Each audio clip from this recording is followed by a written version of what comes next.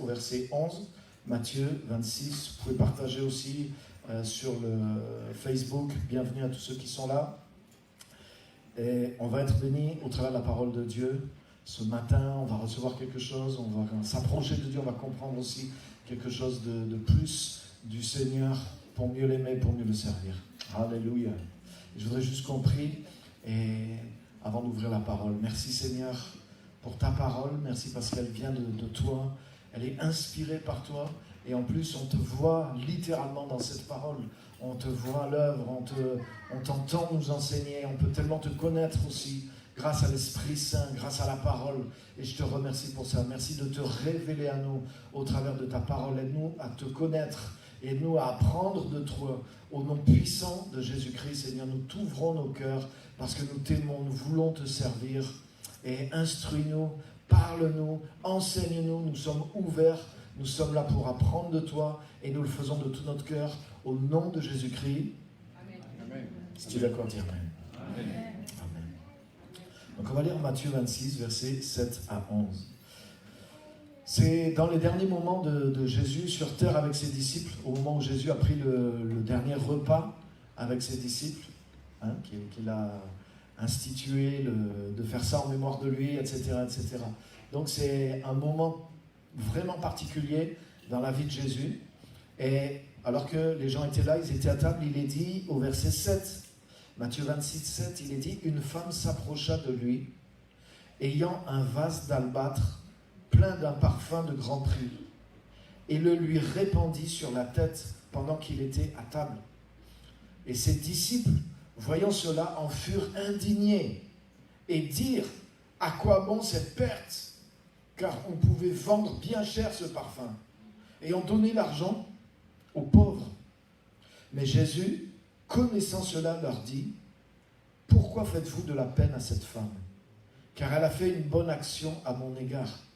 Vous aurez toujours des pauvres avec vous, mais vous ne m'aurez pas toujours. » Wow. Amen. Le titre de mon message, c'est « La valeur de sa présence ». La valeur de la présence de Dieu, la valeur de la présence de Jésus. Et les choses ont une valeur en elles-mêmes. Mais l'important, c'est quelle valeur nous donnons aux choses. Quelque chose peut valoir très cher et je peux ne pas le savoir et le mépriser.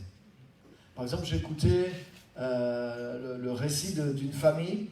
Ils vivaient dans un village très pauvre, dans un pays pauvre, et il y avait quelqu'un de très riche qui les a visités. Cette personne avait des très beaux habits et il leur a donné des cravates, mais des cravates de luxe, des cravates qui valaient je ne sais pas combien la cravate, sauf que ces gens-là ne portaient pas de cravate, ils ne savaient même pas ce que c'était, des cravates. Puis un jour, ils avaient besoin de ficelles pour porter des sacs avec des choses dedans, des légumes, des choses, et ils n'avaient plus de corde à la maison. Ils ont dit, qu'est-ce qu'on va faire ? Et ils ont dit, bah tiens, il y a les trucs qu'il nous a donné l'oncle machin, l'oncle Albert, là, qui est venu des États-Unis. Ils ont pris les cravates de marque et ils ont commencé à attacher les sacs avec. Et ils ont dit, ah, c'est super. C'est solide. C'est moins solide que la corde, mais quand même, c'est pas mal. Et c'est que des années plus tard qu'un jour, ils ont découvert que, en fait, c'était quelque chose qui avait une valeur marchande, mais ils ne connaissaient pas la valeur. Donc, ils l'ont utilisé pour quelque chose qui avait moins de valeur. Et les choses ont une valeur, mais des fois, nous ne connaissons pas la valeur des choses que nous utilisons. Et ce que je voudrais magnifier aujourd'hui, au-dessus de toute chose, c'est la valeur de la présence de Jésus. La valeur du Saint-Esprit qu'il nous a donné. Des fois, on a comme cette légèreté dans le monde chrétien. Je suis rempli du Saint-Esprit, je parle en langue, mais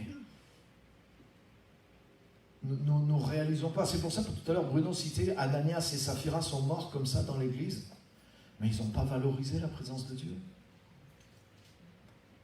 Ils ont fait leur petite magouille. Ils se sont comportés par rapport à Dieu comme dans le monde. Comme des non-chrétiens font dans le monde. Ils ont caché des choses, ils ont menti, ils ont essayé de présenter les choses d'une autre façon.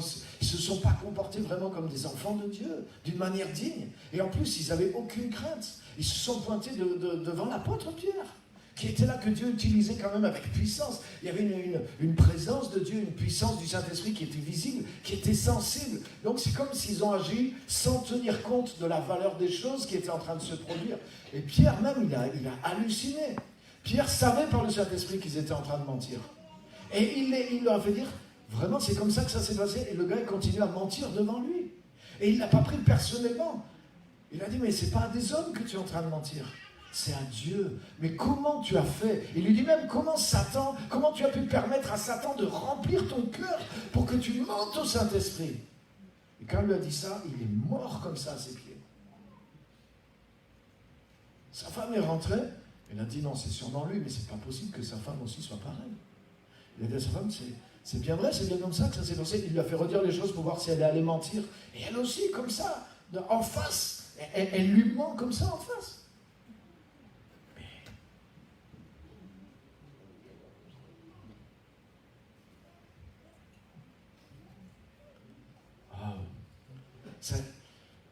Ça veut dire des fois nous ne voyons pas ce qui est en train de se passer.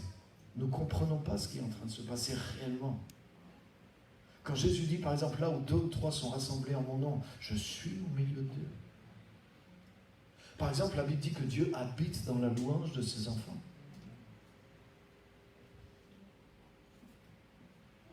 Par exemple là, il y avait la présence de Dieu dans la louange, de façon objective. Je vous garantis, ce matin, par exemple, la présence de Dieu était sensible dans la louange, ce qui est normal. Mais la louange, c'est quelque chose que nous devons apprendre à pratiquer, parce qu'il y a la présence de Dieu. C'est pas parce que je suis à l'église, c'est pas parce qu'il y a un bon groupe de louanges, même qu'ils ont une onction. Non, non, non. C'est que quand je viens de la louange, je viens révérer Dieu, je viens louer Dieu, je viens honorer celui dont la présence, celui dont l'être, celui dont la personne est au-dessus tellement au-dessus de tout ce qui existe. De tout ce qui peut arriver, même dans l'histoire de l'humanité, tout ce qui peut arriver, tout ça c'est une goutte d'eau par rapport à lui, par rapport à qui il est, par rapport à ce qu'il va faire. Ma vie, c'est rien, les choses qui peuvent m'arriver en bien ou en mal, mais qu'est-ce que tout ça? Quelle est la valeur de tout ça par rapport à la valeur de Dieu? Et ce Dieu-là, il fait l'honneur d'être présent au milieu de nous, d'être présent à l'intérieur de nous par le Saint-Esprit. Et les amis, nous devons découvrir quelle est la valeur de la présence de Dieu, quelle est la valeur du Saint-Esprit. Et nous devons apprendre à vivre par rapport à cette valeur. Et c'est ce que cette femme a fait dans cette histoire. Cette femme est venue vers Jésus. Et elle a comme mis l'accent sur la valeur de la présence de Jésus. Ce que personne, à part Jésus, a compris à ce moment-là. Et les disciples se sont indignés, ils ont dit, on aurait pu tirer de l'argent et donner aux pauvres. Hein, ils avaient un ministère pour les pauvres, ils avaient une caisse, ils s'occupaient des pauvres, ce qui est très bien, et Jésus n'est pas contre. Si tu lis juste les versets d'avant, Matthieu 25, Jésus dit, en vérité, à chaque fois que vous ne l'avez pas fait à l'un de ses plus petits, c'est à moi que vous ne l'avez pas fait. Donc Jésus a le souci des pauvres. Donc il faut trouver l'équilibre. Parce que des fois, tu peux prendre un passage comme ça, tu dis, ah non, ce qui compte, c'est juste l'adoration, c'est juste la présence de Dieu. Le souci des pauvres, ça existe, mais chaque chose a sa place. Le ministère a sa place. Servir a sa place. Tout ce qu'on fait pour Dieu a sa place. Gagner des âmes, mais c'est important. Si quelqu'un est sauvé pour l'éternité, c'est énorme le prix que ça a. Mais tu sais ça, même ça, par rapport à qui est Dieu, par rapport à qui est Jésus, c'est deux choses différentes. Alléluia. Un jour, les disciples étaient dans la tempête et Jésus dormait dans la barque. Et Jésus dormait exprès dans la barque parce que tu ne peux pas dormir dans une tempête, dans une petite barque, quand l'eau passe par-dessus la barque et que tout le monde crie dans la barque. Mais lui dormait. Et ils l'ont réveillé. Et ils ont dit, Maître, est-ce que tu ne te soucies pas de ce que nous périssons? L'impression que nous avons des fois, que Dieu ne s'intéresse pas à nous. Mais cette impression vient de quoi? Elle vient que pour nous, notre vie est tellement importante par rapport à Dieu.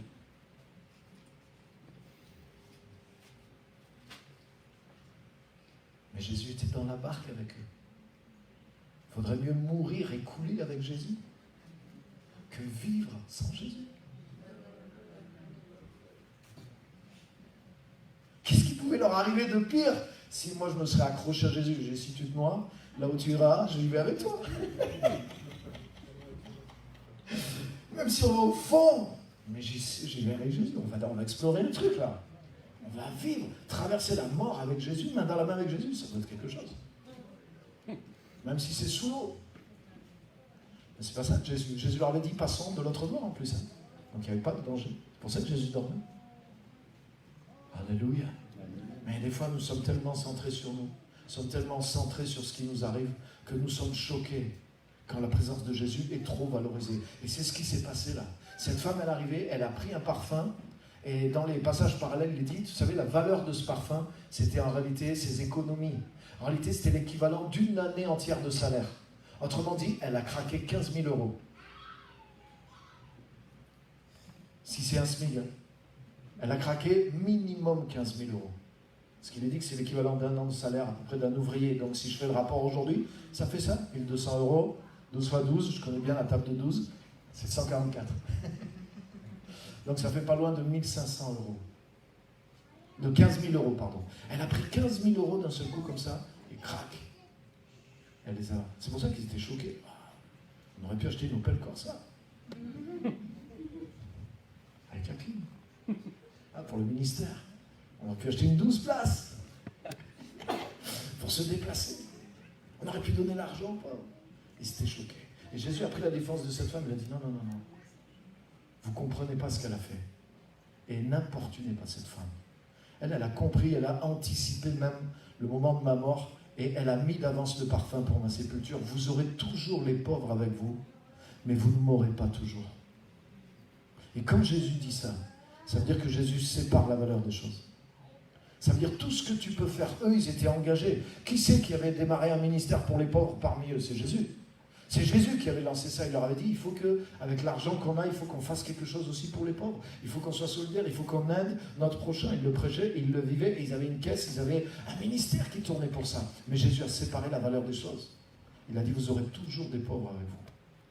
Mais vous ne m'aurez pas toujours. Et ce que je voudrais te dire, qui que tu sois aujourd'hui, c'est que la valeur de la présence de Dieu doit devenir quelque chose de suprême dans notre vie et dans ta vie. Amen. Alléluia. Tu sais quand, par exemple, quelqu'un qui, par exemple comme Ananias et Saphira, quelqu'un qui n'est pas capable de dire la vérité sur lui-même quand c'est à son détriment. La repentance, c'est quoi? La repentance, c'est d'être capable de dire la vérité sur soi, de reconnaître ses torts. Mais quelqu'un qui n'est pas capable de reconnaître ses torts, il s'aime lui plus qu'il aime Dieu. Tu peux dire ce que tu veux, mais c'est vrai. Ça veut dire que tu veux sauver ton apparence devant les autres plutôt que de t'humilier devant les gens, d'avoir honte à cause de ce que tu as fait. Même s'ils avaient dit la vérité, parce que en fait, le coup d'Ananias et Saphira, c'est que tout le monde vendait vraiment ses biens et ils donnaient 100% de leur champ, de leur maison à l'œuvre. Et eux, ils ne voulaient pas donner 100%, mais ils n'étaient pas obligés. Ils auraient pu dire, voilà, on a vendu et on donne 50%. Mais en fait, ils ont menti pour essayer de montrer qu'eux aussi, ils donnaient 100%. Mais personne ne les obligeait à donner 100%. Donc c'était pour sauver l'apparence devant les hommes qu'ils ont menti au Saint-Esprit au prix de leur vie. Mais tu sais quoi? Il y a un vrai deal là-dedans. Ça veut dire que si tu préfères ta personne plutôt que la vérité, plutôt que Dieu, mais ce que tu as voulu sauver, c'est exactement ce que tu vas perdre. Ils ont voulu sauver leur vie, ils ont perdu leur vie. Et c'est les impôts qui ont récupéré, entre parenthèses, l'autre moitié de la maison qu'ils avaient. Donc, franchement, ils ont tout perdu. Ils ont tout perdu. Pourquoi? Parce qu'ils préféraient leur propre vie plutôt que la présence de Dieu, plutôt que la présence de la vérité. Alléluia. C'est pour ça que la Bible dit, humilie-toi sous la puissante main de Dieu et il t'élèvera. S'humilier, ça ne veut pas dire « Ah, je suis un misérable ». Non, non, non. S'humilier, ça veut dire reconnaître que Dieu est plus grand que moi. S'humilier, ça veut dire « je me place, placez-vous, humiliez-vous sous la main puissante de Dieu ». Ça veut dire « je reconnais que la valeur de Dieu est supérieure à moi. Je reconnais que la parole de Dieu est supérieure à moi. Je reconnais que sa présence, même de valoriser sa présence, est supérieure à toute autre chose. Alléluia. Alléluia. » Et ce que je voudrais vous dire, quelques points ce matin sur ça, c'est que mettre et valoriser la présence du Saint-Esprit, la présence de Dieu au-dessus de toute autre chose, c'est mettre de l'ordre dans notre vie. Parce que l'ordre normal des choses est comme ça. C'est parce que nous sommes sur terre. C'est parce que nous ne voyons pas très clair. C'est parce que nous sommes tellement préoccupés par nous-mêmes que nous nous voyons grands et nous voyons Dieu petit. Nous lui accordons quelques heures de notre semaine et nous ne voyons pas la grandeur de Dieu, nous ne voyons pas la gloire de Dieu. Mais si tu apprends à mettre l'ordre, par exemple, on dit oui, il faut mettre Dieu en premier dans sa vie, mais c'est faible. C'est pas juste mettre Dieu en premier. Il faut qu'il soit en premier, mais il faut qu'il soit largement au-dessus de tout le reste aussi. Parce qu'il est. En fait, il faut donner, si tu donnes à Dieu la place qu'il a, la place qu'il mérite, c'est là que toute ta vie va venir en ordre. C'est là que tu vas trouver la paix, c'est là que tu vas être délivré de plein de choses, c'est là que tu vas être délivré de toi-même, c'est là que tu vas être délivré de toutes sortes de choses. Alléluia. C'est là que tu auras la force de changer, tu auras la force de renoncer, tu auras la force de te séparer de toutes sortes de choses, parce que Dieu devient suprême pour toi, sa présence devient suprême sur toi. Et Dieu a dit, j'honorerai ceux qui m'honorent. Et si tu honores Dieu, si tu estimes sa présence au-delà de toute autre chose, mais tu vas trouver cette présence dans ta vie. Pourquoi avoir le Saint-Esprit, c'est pas être dans une église pentecôtiste et avoir un jour parlé en langue. C'est pas ça, avoir le Saint-Esprit. Je connais des gens qui parlent en langue, excuse-moi, il n'y a pas le Saint-Esprit dans leur vie. Ça peut te choquer ce que je te dis, mais c'est vrai. Il n'y a pas la présence de Dieu dans leur vie. Il n'y a pas une continuité de l'œuvre et de l'action de Dieu réellement dans leur vie. C'est parce que tu professes être simplement, mais c'est la manière dont tu vis. Alléluia. Mais si tu honores Dieu, si tu valorises sa présence plus que tout, si tu l'aimes réellement, s'il est au-dessus de toute chose, au-dessus de toi, mais tellement au-dessus de tout le reste, que tu mets la valeur qu'il mérite sur cette présence-là, mais tu vas déclencher quelque chose chez Dieu, je te le garantis, par la parole de Dieu et par l'expérience. C'est pour ça que Dieu dit, si je me laisserai trouver par vous, si vous me cherchez de tout votre cœur. En fait, Dieu a une telle valeur que tu ne peux pas atteindre, tu ne peux pas prétendre même à sa grâce, même au travers de la croix, même au travers de ce que Jésus a fait. Ce n'est pas quelque chose de bon marché, ce n'est pas quelque chose que tu peux avoir comme ça si ton cœur n'y est pas. Ce n'est pas quelque chose avec lequel tu peux jouer, ce n'est pas quelque chose avec lequel tu peux bricoler. Si tu n'as pas d'estime, c'est pour ça que la Bible dit, le commencement de la sagesse, c'est la crainte de l'Éternel. C'est juste le b.a.-ba. Ça veut dire que tu dois avoir ce respect profond pour Dieu, pour sa présence, pour qui il est. Ça veut dire que Dieu doit commencer à être en ordre dans ta vie. La place de la présence de Dieu, la valeur de la présence de Dieu, la valeur de Dieu, de tout ce qui touche à Dieu, doit reprendre une juste place dans ta vie. C'est le commencement de la sagesse. Et si tu crois que la grâce, c'est contourner ça, tu te trompes, c'est pas ça la grâce. La grâce, c'est pas, ah ouais, mais c'est bon, maintenant on est chrétien, maintenant on est couvert par Jésus, donc... Non. Si tu n'as pas cette crainte profonde de Dieu, Dieu dit dans sa parole, il dit, voilà sur qui va se porter mon regard, sur celui qui tremble à ma parole. C'est pas dire que tu veux être un quaker. Mais ça veut dire que quand tu lis la parole de Dieu pour toi, mais... il n'y a pas d'autre voie, il n'y a pas d'autre autorité, il n'y a pas d'autre chose qui a une telle force, une telle importance. Si c'est écrit, alors je dois plier. Alors ma vie doit plier. Job a dit, par exemple, il a dit, j'ai fait plier ma volonté aux paroles de sa bouche. J'ai fait plier ma volonté aux paroles de sa bouche. Ça, c'est l'humilité. Alléluia. Et si tu mets ça, si tu honores Dieu, si tu honores la présence de Dieu, Dieu t'honorera. Dieu lui-même. Ça veut dire que tu vas commencer à expérimenter les retombées d'avoir mis cet ordre-là à l'intérieur de ta vie. Alléluia. Amen. Et cette femme, c'est ce qu'elle a fait. Elle a eu cette inspiration. Elle est arrivée, elle a pris son vase. Ça représentait peut-être des années d'économie, j'en sais rien. Mais c'était une somme énorme. Elle a cassé le vase et elle a tout répandu d'un coup sur Jésus. Et Jésus a honoré cette femme directement. Il a dit, partout où l'évangile sera prêché, on racontera ce que cette femme a fait.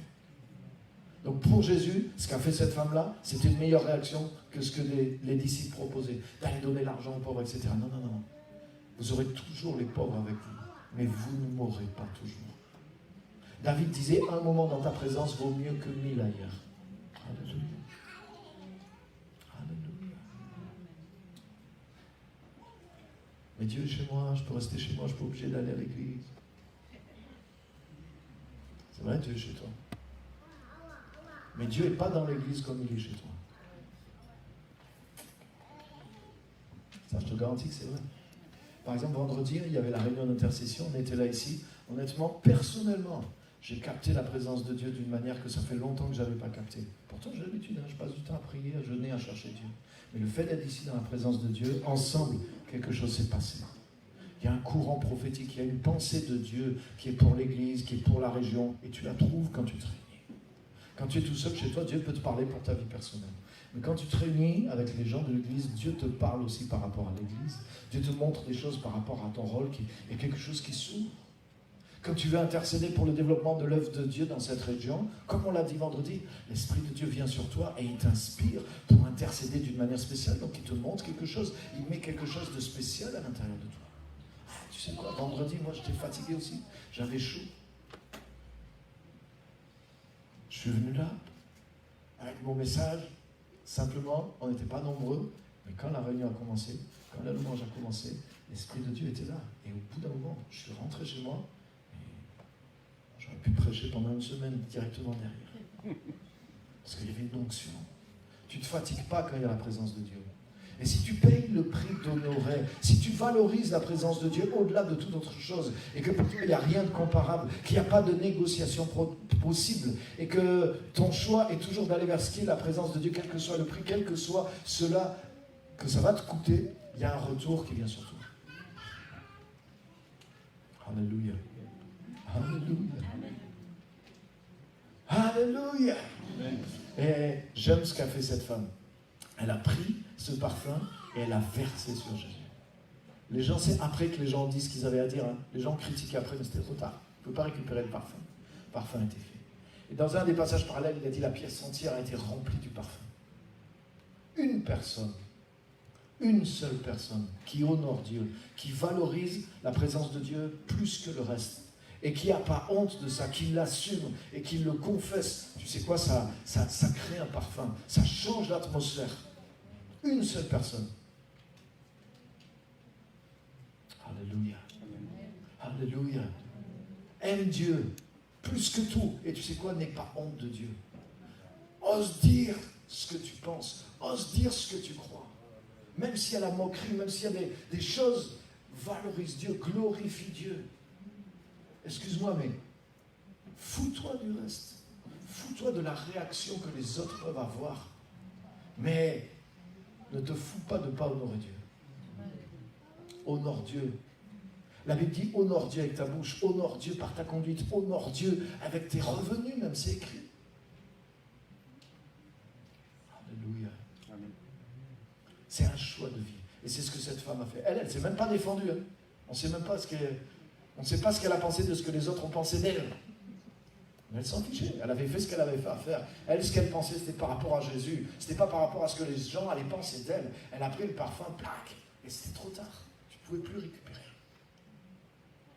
Elle a dit non, pour moi, comme Josué a dit, moi et ma maison, nous servirons l'Éternel. C'est-à-dire, pour moi, ma valeur est là. Pour moi, ma vie est là. Je dépenserai ma vie. Alléluia. Et il n'y a rien de comparable à la valeur de la présence de Jésus. Amen.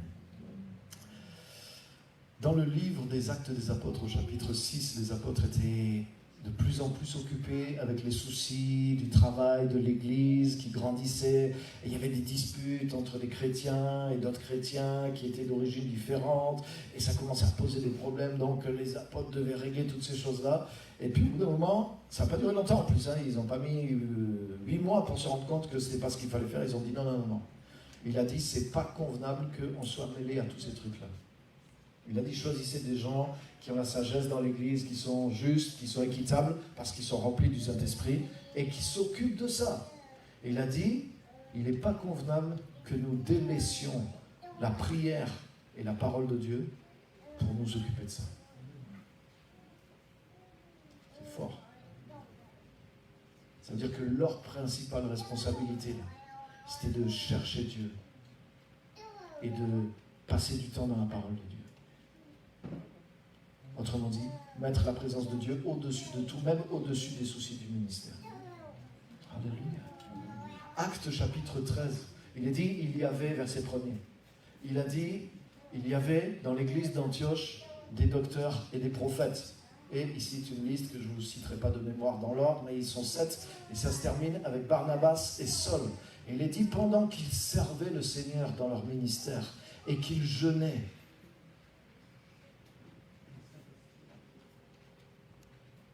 en fait, ils étaient rassemblés ensemble. Moi, j'ai réfléchi. Les prophètes et les docteurs, c'est des gens qui parlent au peuple. Mais il est dit pendant qu'ils servaient le Seigneur dans leur ministère. Ils n'étaient pas en train d'enseigner Dieu. Ils n'étaient pas en train de prophétiser à Dieu qu'est-ce que Dieu allait faire. Mais qu'est-ce qu'ils faisaient? Là, il y a une traduction qui dit pendant qu'ils rendaient leur culte à Dieu. Pendant qu'ils étaient en train de servir Dieu. Alléluia. Littéralement, pendant qu'ils faisaient le ministère à Dieu, pendant qu'ils rendaient leur ministère à Dieu, leur service à Dieu. En fait, tu sais quoi? Avant de servir les gens, ils servaient Dieu. Avant de penser à prêcher et à enseigner, mais ils avaient un ministère à rendre à Dieu, celui de le connaître, celui de l'adorer. Et même quand ils étaient ensemble, ils glorifiaient Dieu, ils servaient Dieu, ils valorisaient la présence de Dieu au-dessus de tout. Amen.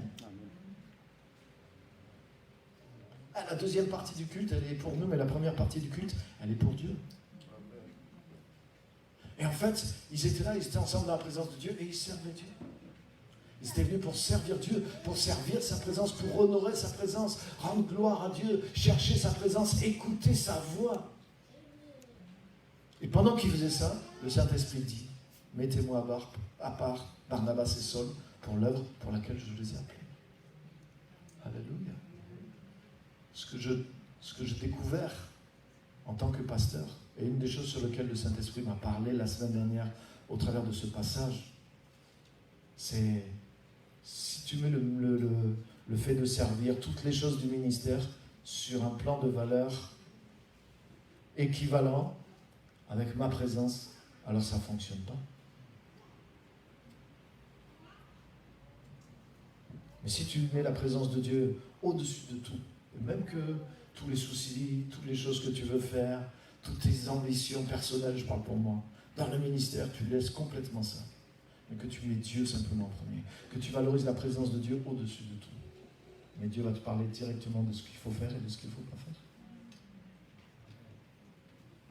Alléluia. Des fois, ça m'arrive de prier parce que je ne sais pas qu'est-ce que je vais prêcher. Seigneur. Mais la majorité du temps, je ne cherche pas de message. Je cherche Dieu. Et les messages arrivent tout seuls. Des fois, ça m'est arrivé de voir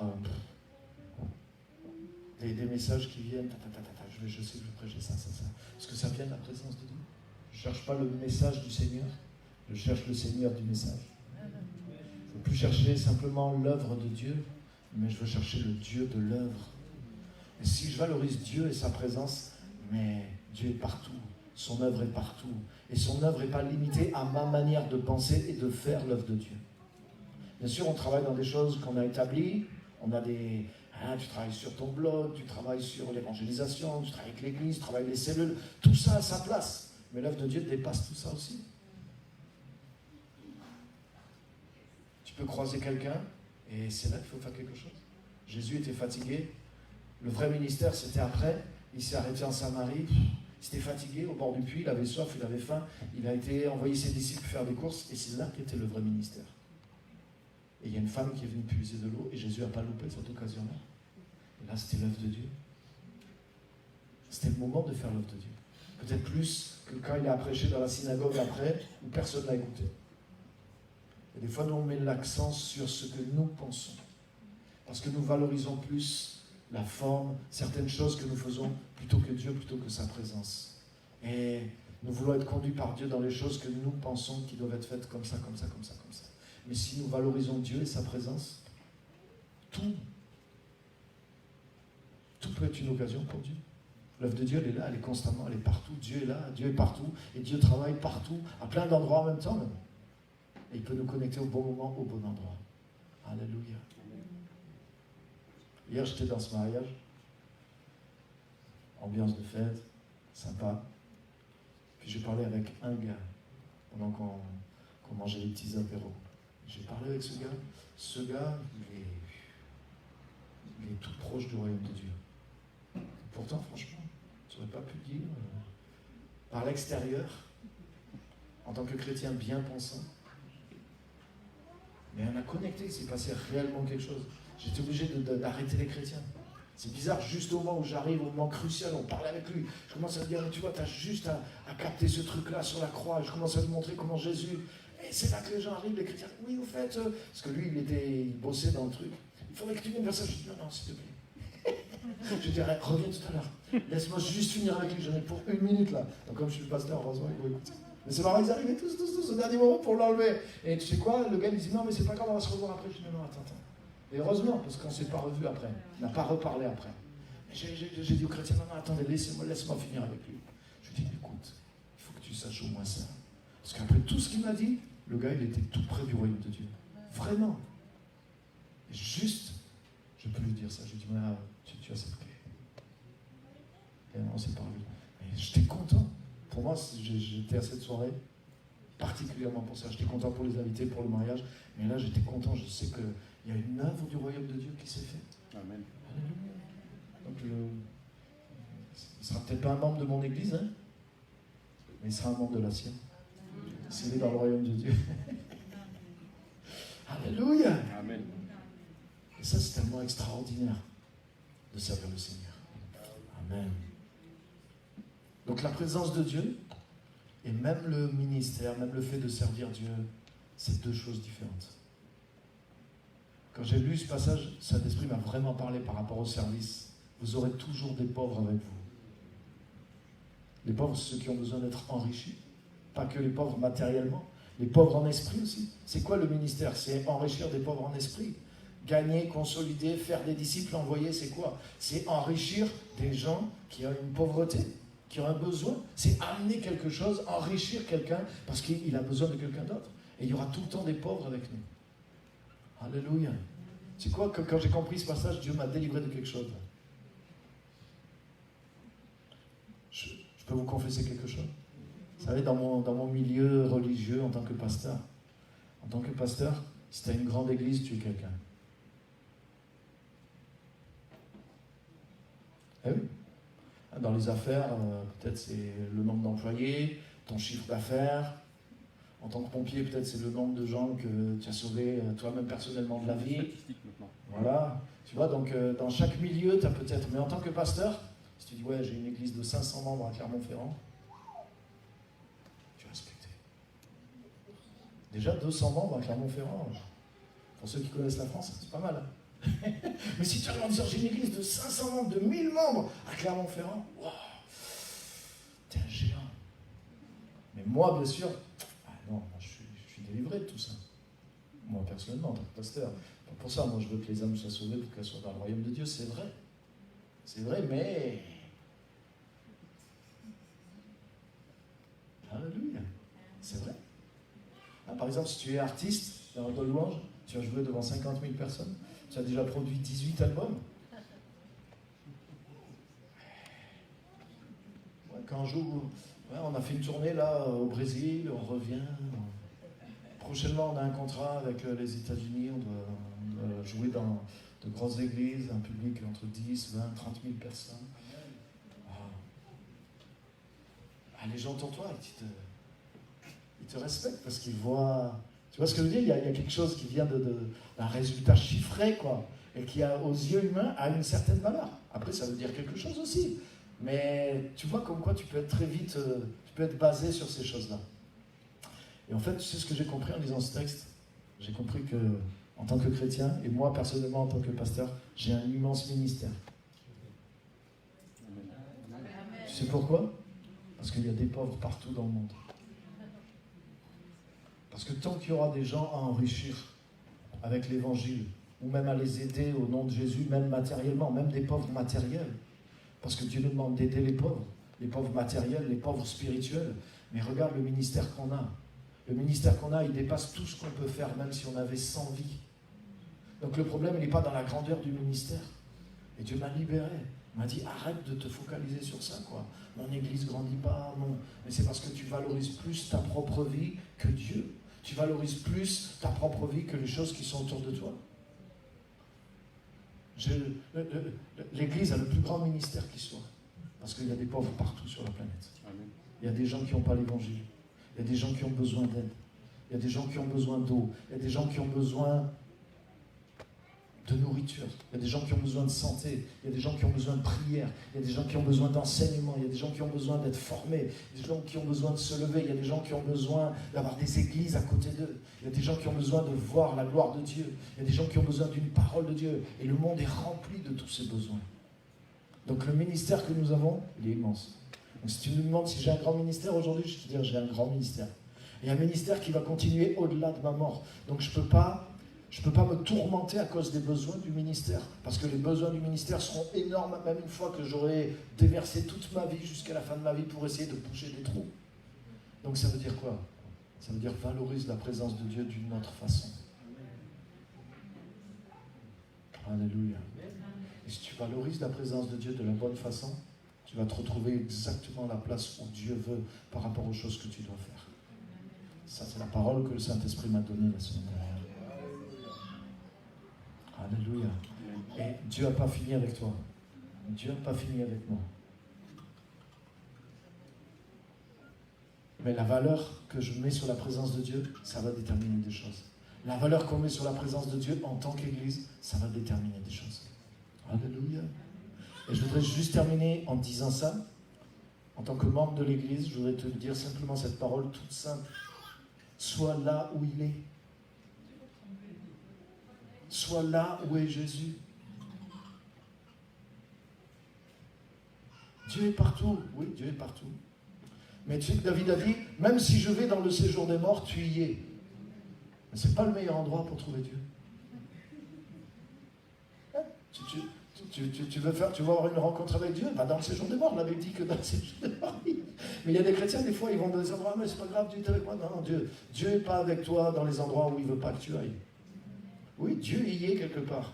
Il peut peut-être t'éviter de cramer, mais peut-être tu peux tomber dans un vrai trou aussi. Hein.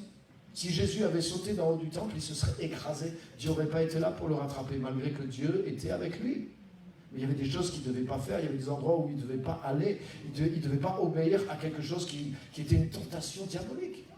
Et il a dit, tu ne tenteras pas le Seigneur ton Dieu. Donc non seulement, j'aime pas avoir à prêcher ça, parce que pour moi, c'est comme enfantin.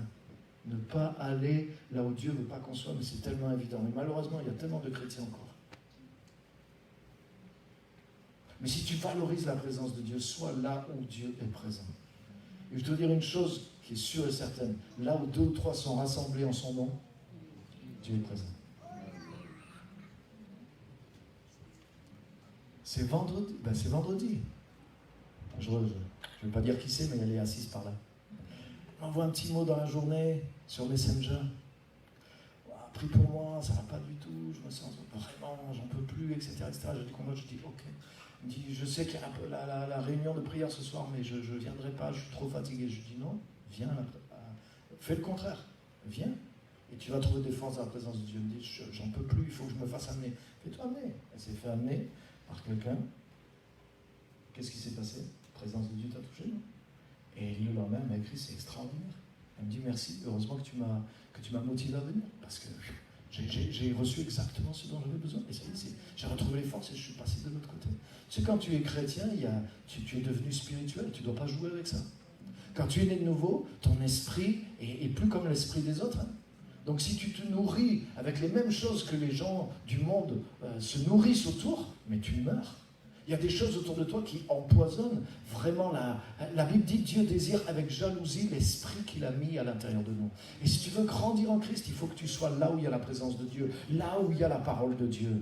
Même s'il fait chaud, même si tu es fatigué, même si tu as tendance à t'endormir. Moi, ça m'est arrivé d'aller dans des réunions, je vais dans des conférences qui durent, je fais des fois 12 000 km pour aller dans des conférences qui durent 8 heures par jour. Ça m'est arrivé d'être tellement fatigué avec les traductions et tout, je m'endormais pendant les messages. Mais soit je me mettais debout pour écouter les messages, ou des fois, ça m'est arrivé une fois, je suis sorti, je suis allé dormir dans l'herbe une demi-heure pour revenir et pour pouvoir écouter tout le reste.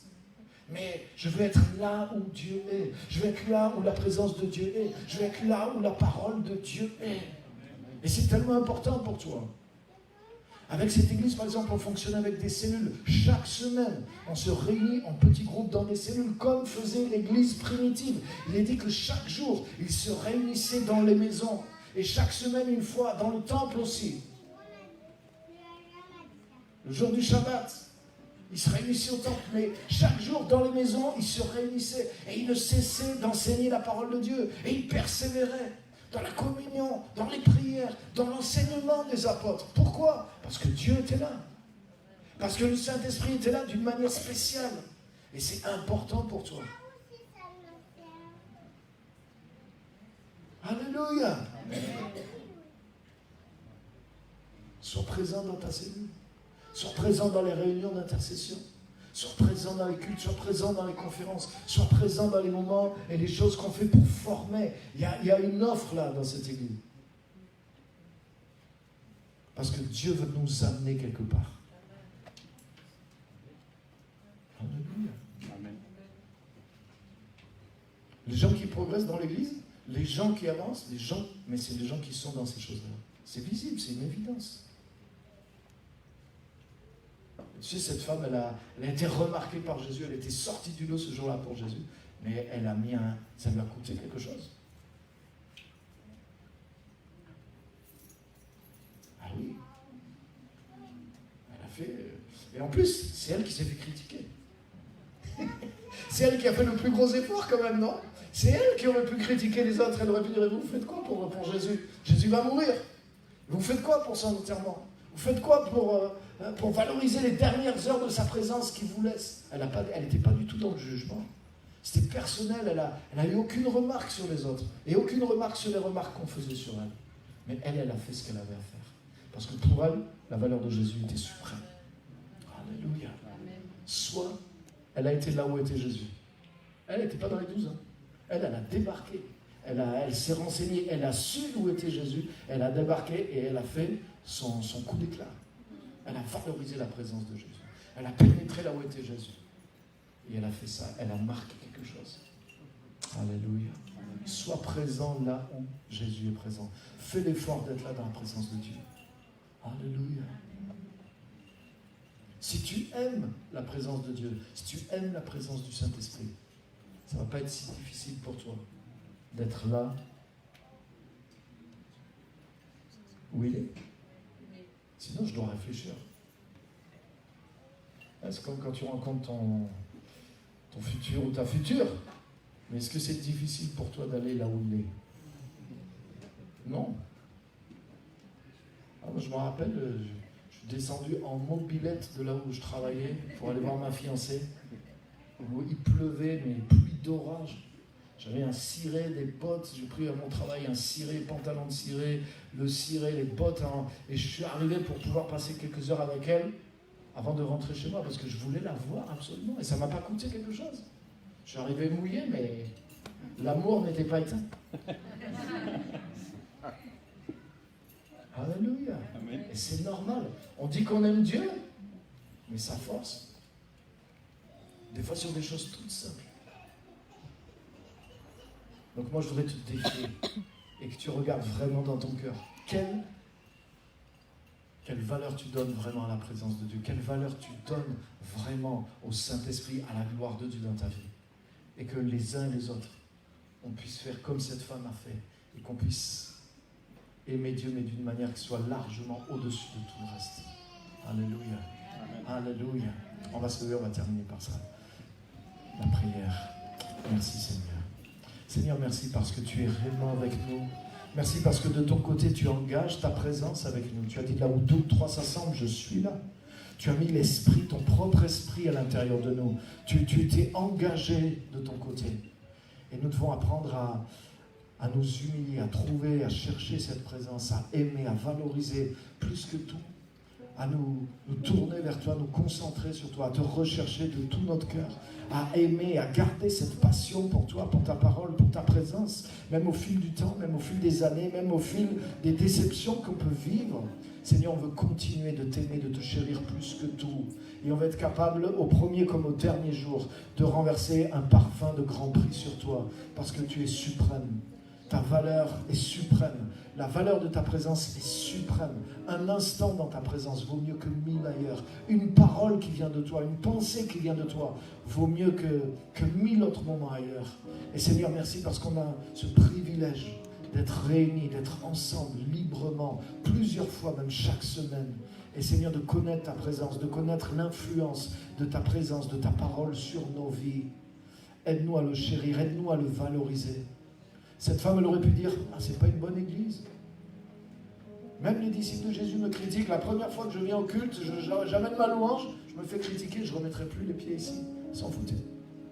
Peut-être dans ta cellule, c'est pas le top du top, mais tu viens pour quoi? Pour Jésus ou pour une réflexion? Quelqu'un t'a fait une réflexion, tu es vexé? Mais ça veut dire que tu t'aimes toi plus que Jésus. Bon, ça fait 30 ans que je suis dans l'église et que je sers l'église des réflexions, des choses que j'ai entendues. J'en ai des... Mais j'ai oublié tout ça. Et ce que je me rappelle, c'est que vendredi, dans ce lieu, Dieu m'a touché. Ce matin, dans ce lieu, Dieu m'a touché. Et depuis vendredi, le Saint-Esprit me parle. Parce que je suis venu ici, ça a comme réveillé quelque chose en moi dans la présence de Dieu. Et le Saint-Esprit m'a parlé plusieurs fois depuis vendredi. Les quelques petits instants où j'ai pas eu beaucoup de temps, mais à peine je me suis connecté à Dieu, le Saint-Esprit m'a parlé. Parce qu'il m'a renouvelé simplement d'avoir été là vendredi. Et ça, pour moi, c'est extraordinaire. Plus grand que tout ce qui m'arrive et qui peut m'arriver de négatif, de toute parole, toutes petites choses qui sont liées à l'humanité et qui ne sont pas une surprise pour moi ni pour toi. Mais sa présence est une surprise. Sa présence dépasse tout ça. Sa présence fait la différence. Et c'est lui que je viens rechercher. C'est lui que je viens honorer. C'est lui que je viens louer. C'est lui que je viens servir. Je ne viens pas me rechercher moi. Je ne viens pas rechercher des réponses à mes besoins. Mais je viens rechercher ta présence. Je viens rechercher ton nom. Je viens rechercher ta gloire, Seigneur. Et je veux que tu sois réellement élevé par ma vie. Aide-moi à progresser. Aide-moi à t'aimer toujours plus que n'importe quoi d'autre. Aide-moi à élever la distance avec laquelle je te valorise. Aide-moi à te valoriser de ta vraie valeur telle que tu es. Au nom puissant de Jésus, aide chacun de nous. Merci Seigneur pour ta grâce. Aide-nous aussi à nous repentir, pas dans le sens de demander pardon et de gémir et de rester comme on est, mais dans le sens de réévaluer les choses, de réévaluer notre routine actuelle et de l'ajuster sur quelque chose qui est plus conforme à la valeur de ta personne et de ta présence. Parce que tu es digne, Seigneur, pas d'avoir simplement nos paroles ou notre dimanche matin, mais tu es digne que nos vies soient réglées dans l'ordre qui vient de la valeur que tu as et que tu es.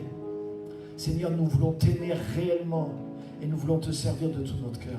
À toi la gloire, à toi la louange. Fais ton œuvre, fais ton travail en nous. Aide-nous à chérir ta présence. Aide-nous à te connaître. Aide-nous à t'estimer, à te valoriser plus que toute autre chose. Et que ça soit visible et que nos vies soient changées. Merci pour les retours qui viennent parce que tu honores celui qui t'honore, Seigneur.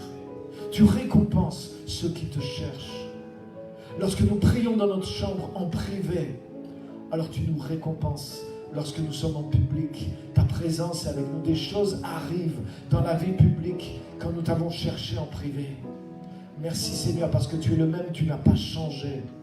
Mais tu attends de nous que nous puissions te valoriser à la hauteur de ce que tu es, à la hauteur de ce que tu mérites pour pouvoir nous conduire. Dieu veut nous conduire en tant qu'Église. Dieu veut te conduire aussi d'une manière personnelle. Il y a plusieurs personnes, vous cherchez la direction de Dieu. C'est comme si la direction de Dieu ne vient pas. Et comme si tu es découragé, même peut-être presque un peu amer envers Dieu. Et je voudrais te dire la raison pour laquelle elle est dans le message que tu entends ce matin. Dieu te dit, valorise plus ma présence. Recherche pas juste pour toi. Donne le respect que je mérite, donne l'amour que je mérite, et ça va devenir facile pour toi d'entendre la voix, d'avoir la direction dont tu as besoin. Mais tu as besoin de rehausser la valeur, l'estime avec laquelle tu m'honores et avec celle avec laquelle tu es en train de me traiter en ce moment. Ça, c'est la parole que le Seigneur te dit. Dieu t'aime, Dieu est pour toi, mais il y a des choses qu'il ne peut pas faire dans ta vie parce qu'il n'y a pas cet ordre qui vient d'avoir placé la présence de Dieu et sa personne, sa parole, tellement au-dessus de tout le reste. Et à cause de ça, ça crée comme un mélange. Et tu n'entends pas ma voix, tu ne reçois pas ma direction. Sépare-toi de certaines choses et revalorise ma présence et ma personne à sa juste hauteur. Et tu vas voir, les choses vont devenir claires pour toi d'une manière facile. Mais reste Dans cette hauteur, te dit le Saint-Esprit. Alléluia. Seigneur, merci parce que tu es bon, tu nous aimes et tu nous